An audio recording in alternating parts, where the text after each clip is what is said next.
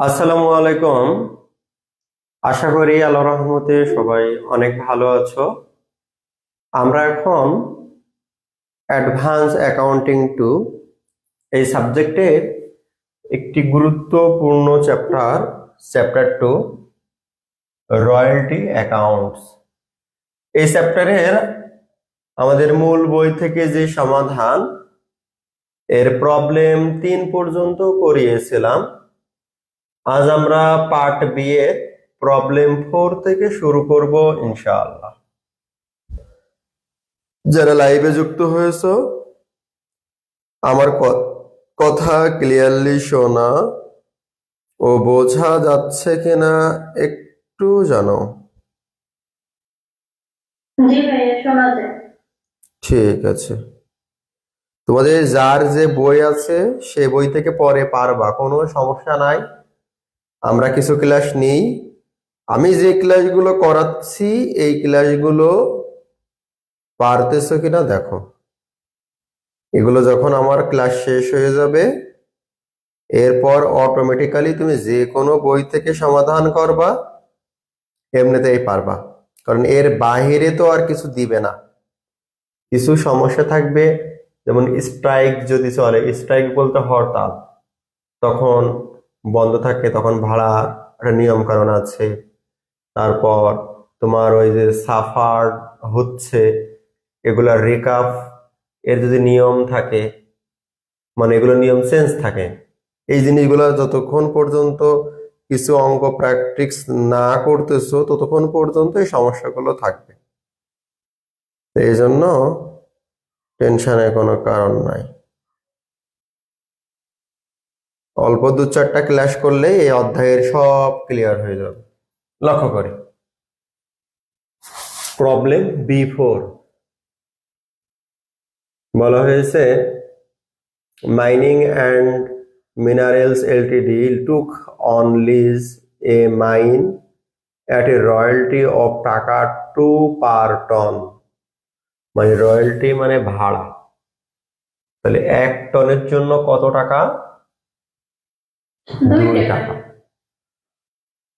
Extracted margin into a minimum rent, কিন্তু প্রত্যেক মাসে আমাদের মিনিমাম রেন্ট দিতে হবে কত?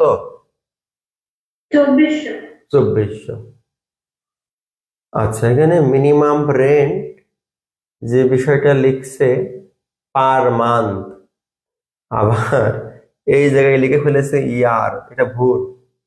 যেহেতু মান্থের অঙ্ক, তাহলে ইয়ার না লিখে এখানে মান্থ লিখতে হবে, না বোঝনি ভাইয়া? জি ভাইয়া। আচ্ছা, এরপরের তথ্যগুলো দেখি। তোমরা তো বলবা পরীক্ষায় পরেই যে ভাই তাহলে 2400 প্রতি মাসে হলে তাহলে 1 বছরে 12 দিয়ে কেন মিনিমাম রেন্টটা গুণ করে নেয়নি? কিন্তু এখানে অঙ্কটাই মান্থের, এটা ইয়ারের না। হ্যাঁ, দেখো এখানে প্রত্যেকটা 6 মাসেরই তথ্য দেওয়া, কোনো ইয়ারের তথ্য দেয়নি। তার মানে মান্থ লিখতে হবে, ইয়ার লেখা যাবে না। ওকে, মানে ইয়ার যেভাবে কাজ করো এখানে মান্থ ওইভাবে কাজ করতে হবে। কিন্তু কিছু কথা থেকে যায়, যদি স্ট্রাইক খাই তখন তো তথ্যগুলো এলোমেলো হয়ে যাবে। তখন আমাদের স্ট্রাইক 30 দিনের ক্যালকুলেশন করতে হবে, 1 বছরের ক্যালকুলেশন তো করা যাবে না। আচ্ছা, আমরা অঙ্ক পড়ি, তারপরে তথ্য যা যা আছে বোঝাই। This lease empowered to recap, recap মানে কি? উদ্ধার করা, পুনরুদ্ধার। আচ্ছা, the short working within the 3 মান। আচ্ছা, এখানে একটা জিনিস লক্ষ্য করো, এই কথাগুলো যদি তোমরা যত আগে বুঝবা তত ইজি হবে। এখন কোন বইয়ে কি আছে না আছে ওগুলো পরের কথা বলবা, পরে সমস্যা হলে তো আরো সলভ করাবো। এই পিডিএফ শেষ হয়ে যাবে, হওয়ার পর যদি আরো সমস্যা থাকে আমরা সলভ করাবো। কিন্তু এই পিডিএফ এ আমরা কি করতেছি, কোন তথ্যে কি বলতেছি, এগুলো নোট করতে বলেছিলাম। গতদিন তোমাদের রিকাপের ক্ষেত্রে বলেছিলাম ফার্স্ট 3 ইয়ার, তার মানে প্রথম 3, এই কথা লিখে রাখতে বলেছিলাম, মনে আছে? জি ভাইয়া। এই এই কথা কিন্তু এই অধ্যায়ে সব থেকে গুরুত্বপূর্ণ। মানে এই অধ্যায়ে এই যে রিকাপ করতেছো, এই রিকাপের থেকে গুরুত্বপূর্ণ কোনো তথ্য নাই। এই তথ্য যদি ঠিকঠাক না বোঝো অঙ্ক ভুল হয়ে যাবে। জাবেদা তো প্রত্যেকটা নিয়মেই সেম। আমরা এই যে অ্যানালাইসিস করব এটা সেম, কিন্তু এই রিকাপের উপর মানে তোমার ভুল হতে পারে। তাহলে এই রিকাপটা যদি ঠিকঠাক না শেখো সমস্যা। তাহলে এখানে দেখো বলেছে ওয়ার্কিং, শর্ট ওয়ার্কিং করতে হবে উইথিন দা 3 মান্থ। এখানে কোথাও বলেছে ফার্স্ট 3 মান্থ? না। না। তাহলে এখানে বলেছে উইথিন দা 3 মান্থ, অর্থাৎ যে মাসের ভাড়া ওই মাস থেকে তিন তিন মাস। বুঝেছো? হ্যাঁ, মানে মনে করো প্রথম মাসে ঘাটতি, তাহলে এই 3 মাস উদ্ধার করতে পারবা। দ্বিতীয় মাসে ঘাটতি, তারপরে 3 মাস। তৃতীয় মাসের ঘাটতি, তারপরের 3 মাস, মানে তারপরে বলতে ওই মাস সহ। চতুর্থ মাসের ঘাটতি, এই যে 3 মাস, এভাবে উদ্ধার হবে। বুঝেছো? আচ্ছা, অঙ্ক করাই ক্লিয়ার হবা, টেনশন নিও না। তার মানে উইথিন দা 3 মান্থ মানে প্রত্যেক 3 মাস 3 মাস উদ্ধার, এটা লিখে রাখো। মানে প্রত্যেক 3 মাসে উদ্ধার। হ্যাঁ, মানে যখন লস ওখান থেকে 3 মাস। এখানে ফার্স্ট 3 মান্থ না। এবার ভাষা বুঝেছো? লস বলতে ঘাটতি, যখনই ঘাটতি হবে ওই বছর থেকে 3 বছর। আর এখানে মাস আছে, তাহলে 3 মান্থ মানে 3 মান্থ। বুঝেছো? কথা ক্লিয়ার কি না ভাইয়া? জি ভাইয়া। আগে যেটা পড়ছিলে যে এই প্রথম 3 বছরের মধ্যে উদ্ধার হলেই হবে, না হলে নয়। এবার যদি চতুর্থ বছরে লস হয় তাহলে আর ওই উদ্ধার করতে পারবা না পরবর্তীতে। বুঝেছো?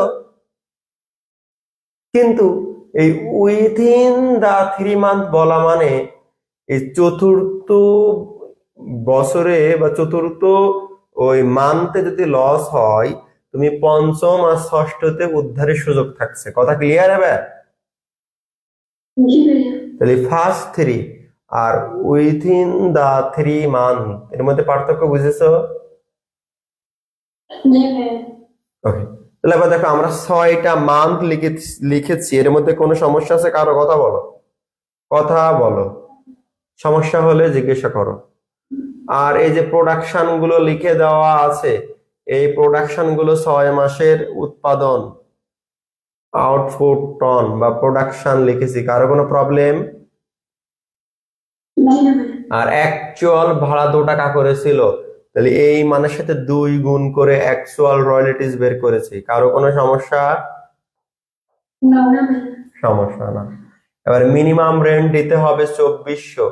মিনিমাম রেন্ট আমরা 2400 করে লিখেছি। কারো কোনো সমস্যা? না ভাইয়া। কথা ক্লিয়ার তো? জি ভাইয়া। ঠিক আছে, এবার ভালো করে বোঝো। মিনিমাম দিতে হবে 2400। এখন দেখো এরপরে ওই যে আমরা আর একটা ঘর করছিলাম, সেই ঘরে বলেছিলাম তোমাদের করা লাগবে না। দেখছো এবার মিল পাইছো? জি ভাইয়া। ওটা ফাও ফাও শিখে তো লাভ নাই, আমরা এমনি মুখে মুখে হিসাব করতে পারি। এ পার্থক্য তো আলাদা একটা ঘর করার কোনো দরকার নাই। এগুলো দেখো 2400 আর এখানে আছে কত? 800। 800। এবার আমাদের কথা বলো ভাইয়া, ঘাটতি হয়েছে না হয়নি? কত ঘাটতি? 1600। 1600। মানে বাড়িওয়ালা বা যার কাছ থেকে তুমি লিজ নিয়েছো সেই মালিক পক্ষ, ল্যান্ডলর্ড, সে কি তোমার এই 2400 টাকার কম নিবে? ভালো করে বোঝো ভাইয়া। বলেছে মিনিমাম কমপক্ষে 2400 দিতে হবে, তাহলে ও 2400 কম নিবে? না। বাড়িওয়ালা যদি অতই ভালো হতো তাহলে তোমাকে কি এই শর্ত দিত? ও তো বলতো, বাড়িওয়ালার কথা বাদ দাও, যে যে প্রোডাক্ট, তাহলে ও বলতো যে যে কয় ইউনিট রাখবা সে কয় ইউনিট 2 টাকা করে দিও। তাহলে ও পরে ঝামেলা পাকাবে না বলেই তো বলে দিয়েছে মিনিমাম 2400 দেওয়া লাগবে। কিন্তু এই কিন্তুর পরে আর কোনো কথা থাকে? তুমি তখন বলবা না, পরে বলতে পারবা যে আমার ভাড়া হয়েছে 800, 800 নেন? সুযোগ নেই। তাহলে বলো তোমার মতো আমার কি ভাড়াটিয়া দরকার নাই, বের হয়ে যাও, তাই তো? তাহলে এখন এই 2400 টাকাই পরিশোধ, এই পরিশোধ নিয়ে কারো কোনো সমস্যা? না ভাইয়া। জি না ভাইয়া। তাহলে ঘাটতি হলো 1600, সেই 1600 কে আমরা সাফার্ড বলতেছি। আর এই সাফার্ডটাই কোথায় বসে? Balance figure. ব্যালেন্সে। কথা ক্লিয়ার কিনা? জি ভাইয়া। বাহ, এবার আসো ভাইয়া, দ্বিতীয় মিনিমাম 2400 আর ভাড়া হয়েছে 1600, আবার ঘাটতি। তাহলে 2400 পরিশোধ, তাহলে ঘাটতি 800, আগের ঘাটতি ছিল 1600, তার মানে মোট ঘাটতি হলো কত? 2400। 2400। তোমাদের মনে আছে উইথিন কত মান? 3 মাস। এই তো বুঝেছো।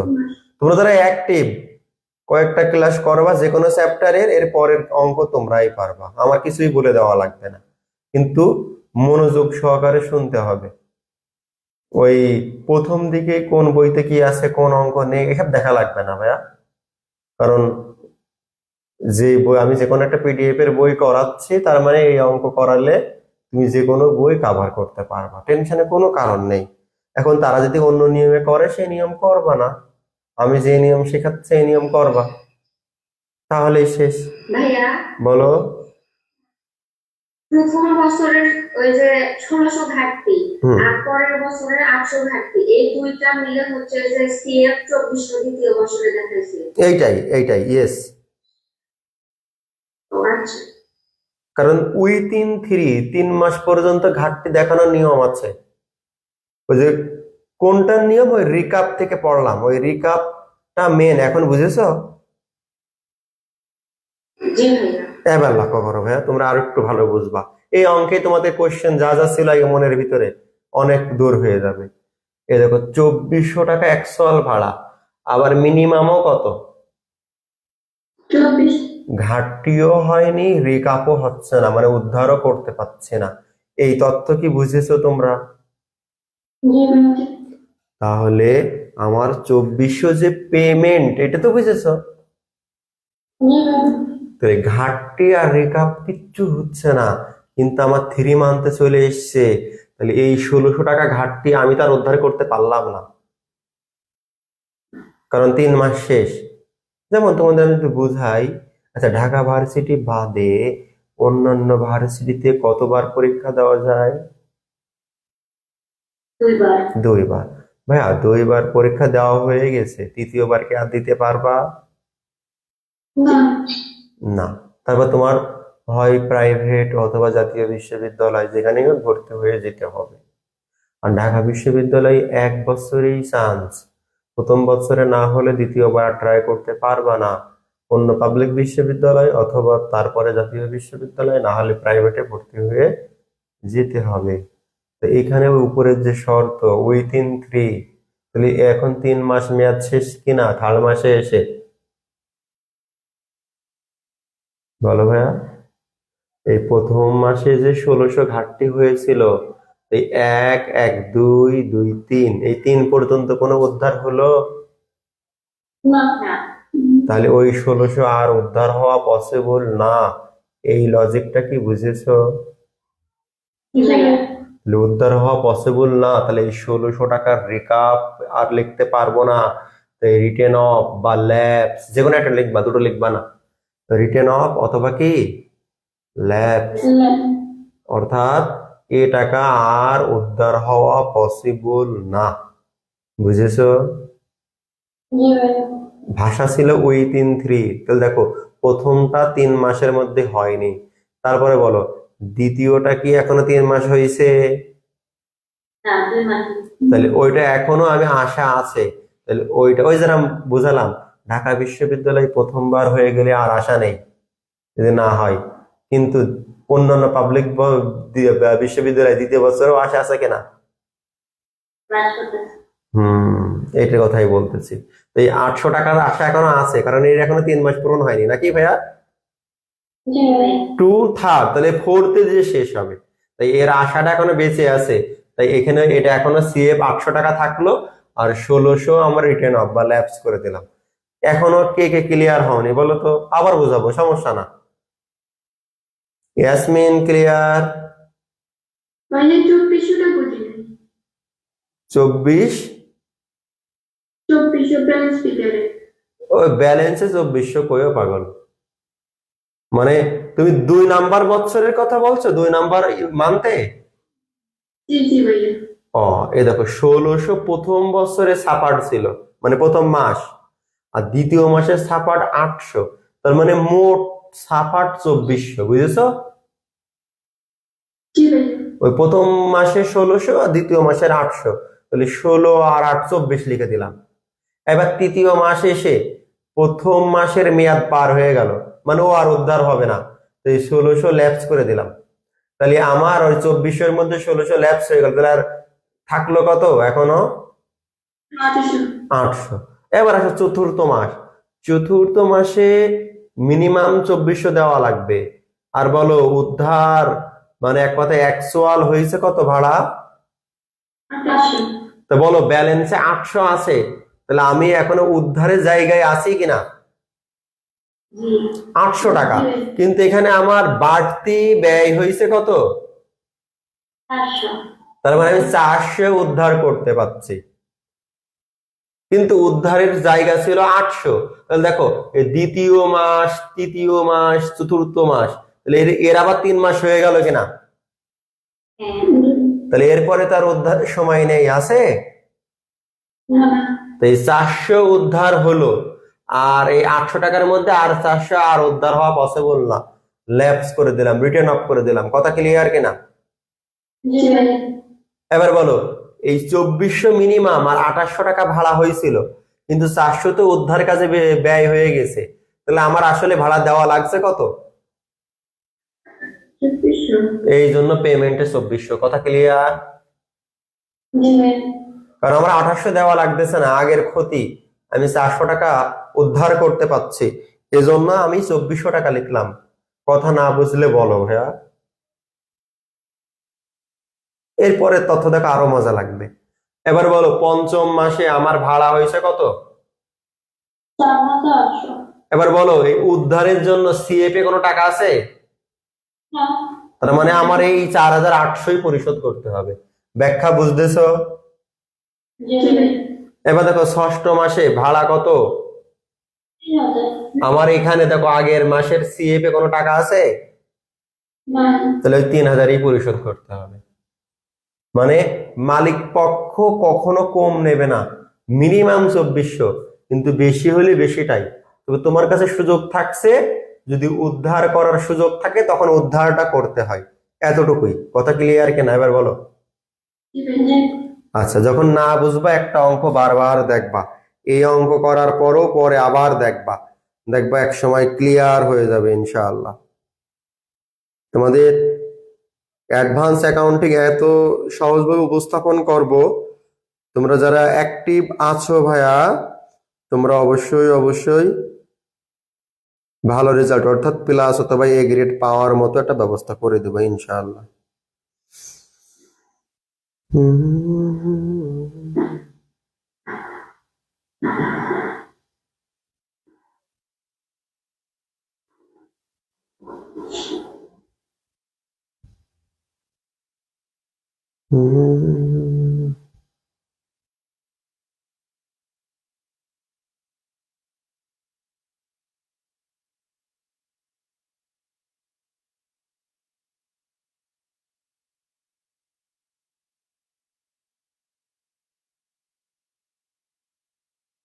আমি কি পরের তথ্য বোঝাবো? জি ভাইয়া। জি ভাইয়া।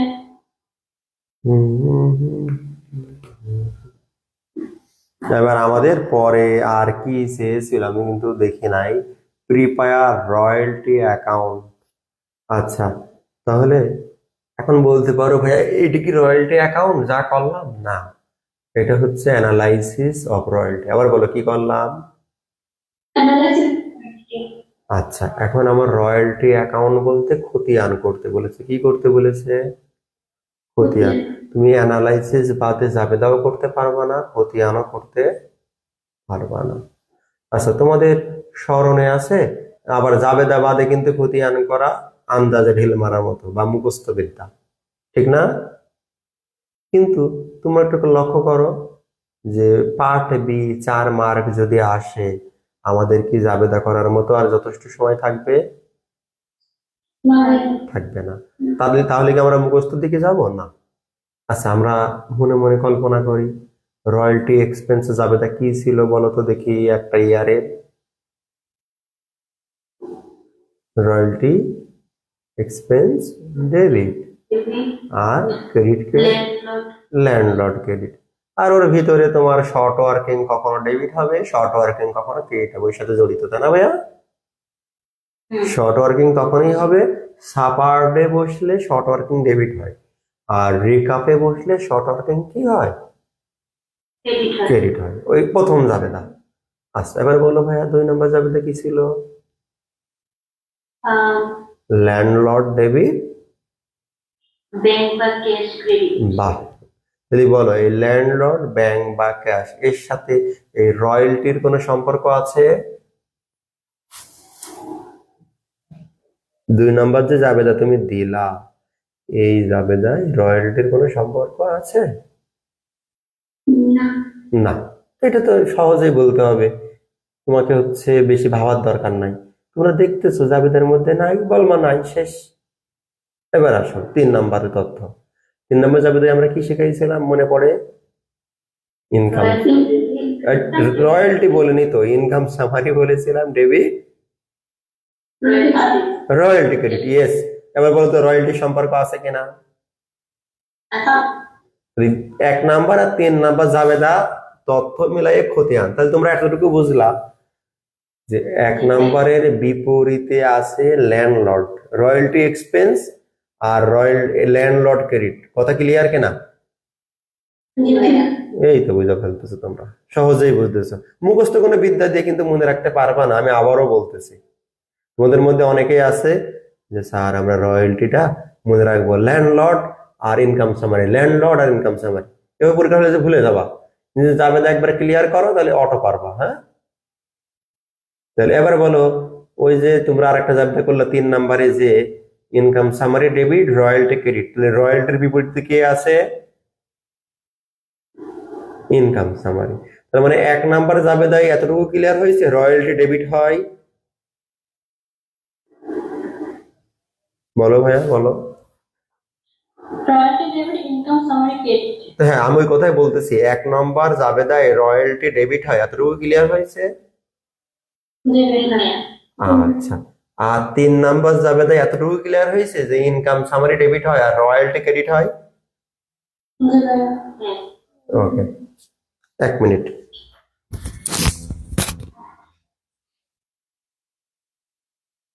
আসসালামু আলাইকুম। জি ভাইয়া, ভালো আছেন? জি ভাইয়া, ভালো আছেন?